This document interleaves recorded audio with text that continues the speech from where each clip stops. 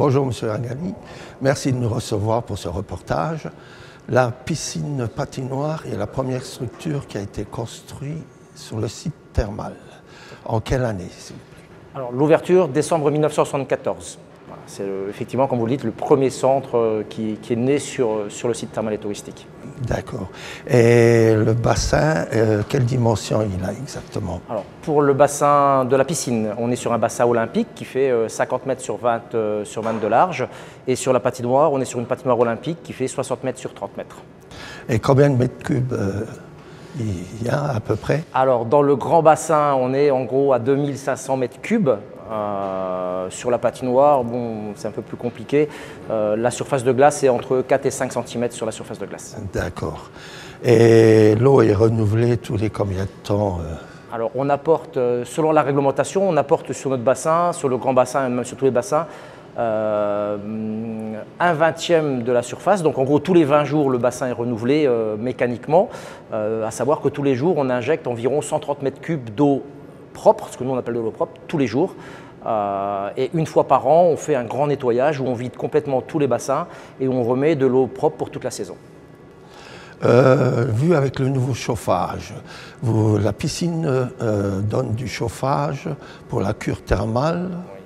Il y a aussi la cure thermale, l'atomique, le Congress Center, la taverne du brasseur. Voilà. Historiquement, on a fourni du chauffage un petit peu à tous les satellites qui sont placés sur le centre thermal et touristique. Mais maintenant, avec le nouveau chauffage qu'ils vont vous installer, ça sera toujours pareil?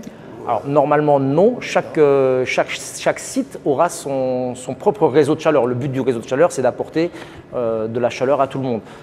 Ça sera produit en bas, hein, la chaleur arrivera et sera remise dans toutes les structures au fur et à mesure. Oui, alors vous ne chauffez plus les autres? On chauffera plus les autres bâtiments, effectivement. Au niveau du personnel, vous avez combien de personnel? Alors, sur le bâtiment piscine-patinoire, on a 33 agents qui travaillent, répartis entre les maîtres nageurs, les agents d'accueil, les caissières et les personnes de vestiaire, et le personnel technique qui s'occupe de la piscine et de la patinoire, puisqu'il faut réguler les machines toute la journée. Et au service technique? Service technique, c'est 6 personnes, techniquement, voilà, c'est 6 personnes qui travaillent, 4 qui sont clairement affectées exclusivement à l'entretien de l'organe de production, produire l'eau et la glace, et on a 2 agents techniques qui ne s'occupent que de la glace, que de la qualité de la glace. Bon, disons qu'on va aller visiter le service technique et puis on verra bien. Avec plaisir. Voilà.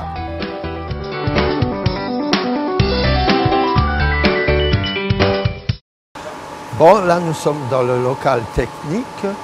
Je voulais juste vous poser encore une question. Pour l'analyse de l'eau, vous la faites combien tous les...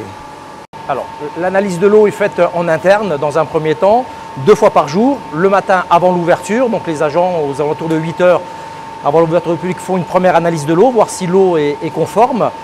Et ils refont une deuxième analyse entre 13 h et 14 h pour s'assurer que l'après-midi, même chose, l'eau est également conforme. Et on a une analyse mensuelle qui est, elle, contrôlée par l'ARS, l'Agence régionale de la santé, et qui vient de manière aléatoire, sans nous prévenir, pour s'assurer que, encore une fois, l'eau est bien conforme. D'accord. Bon, ici, nous sommes dans le local de quoi exactement? Alors ici, on est sur le local de traitement d'eau. On peut voir les bacs qui nous servent à filtrer l'eau, les différentes tuyauteries derrière qui envoient l'eau vers les bassins. Donc le local technique en fait se compose de 3 parties. Un secteur sur la filtration de l'eau et l'analyse de l'eau. Une deuxième partie qui va être le chauffage de l'eau à partir des compresseurs de froid avec des échangeurs thermiques. Et le 3e local technique qui lui est proprement dit la conception de la glace pour pouvoir faire en sorte que la patinoire ne se transforme pas en piscine.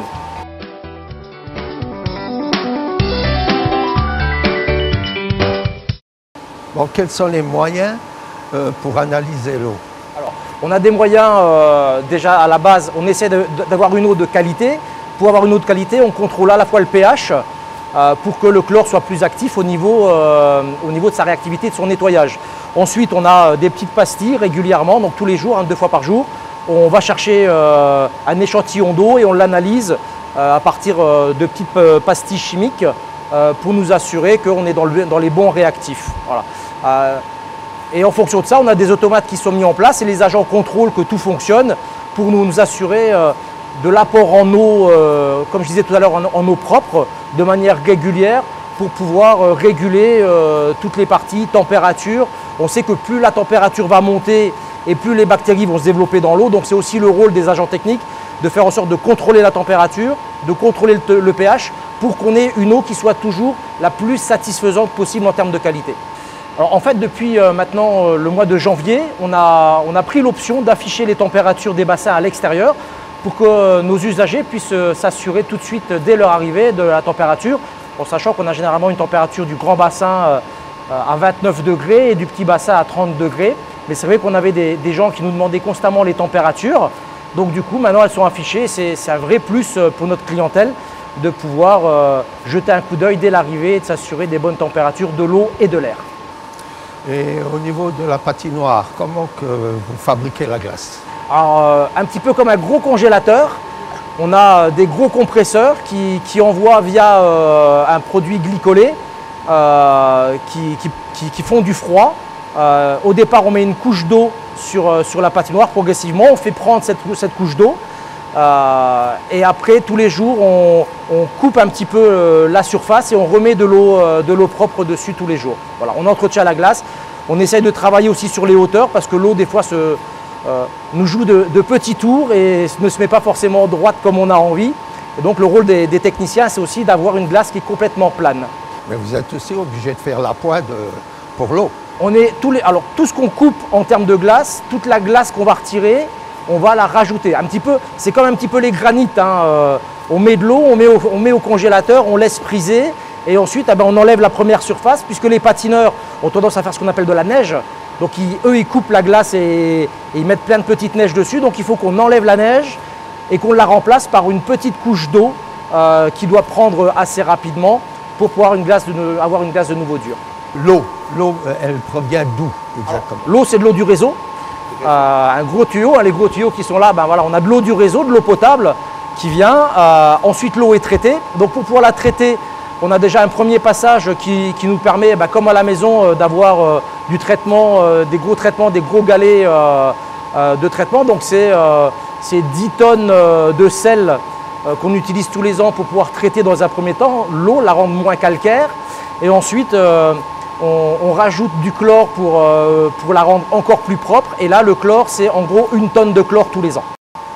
Et ça vous revient à combien? Alors, le fonctionnement global.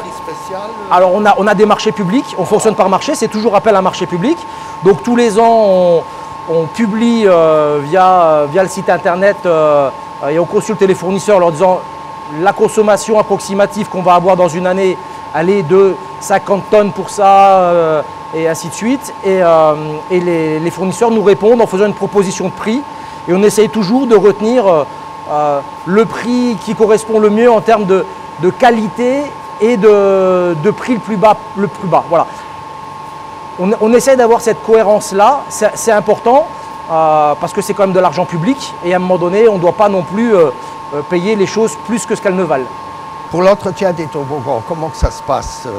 Et c'est tous les temps?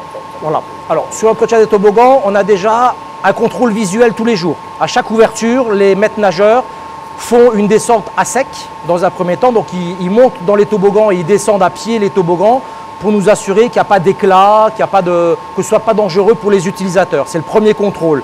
Ensuite, il y a une vérification annuelle qui est faite par un organisme agrémenté, agréé par l'État et qui vient tous les ans. Alors généralement, ils viennent au moment de la fermeture au mois de septembre pour s'assurer que, encore une fois, tout le toboggan est conforme en termes de visserie, que toutes les vis sont bien en place. Voilà. Et on a en plus les agents du service technique qui régulièrement font des interventions de maintenance sur les feux clignotants rouge-vert, sur peut-être une remise de joint qui aurait souffert.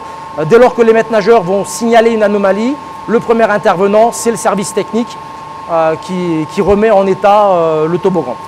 Et vous les changez combien de temps à peu près? Alors les toboggans, ils ne sont pas changés. Ils sont pas changeables. Ils sont d'origine, ils datent des années 80. Donc les toboggans sont là. Il faut juste les entretenir. C'est comme tout, ça peut durer longtemps. Il faut les entretenir. J'ai pensé à une autre question. Vous aviez un problème de toiture. Oui.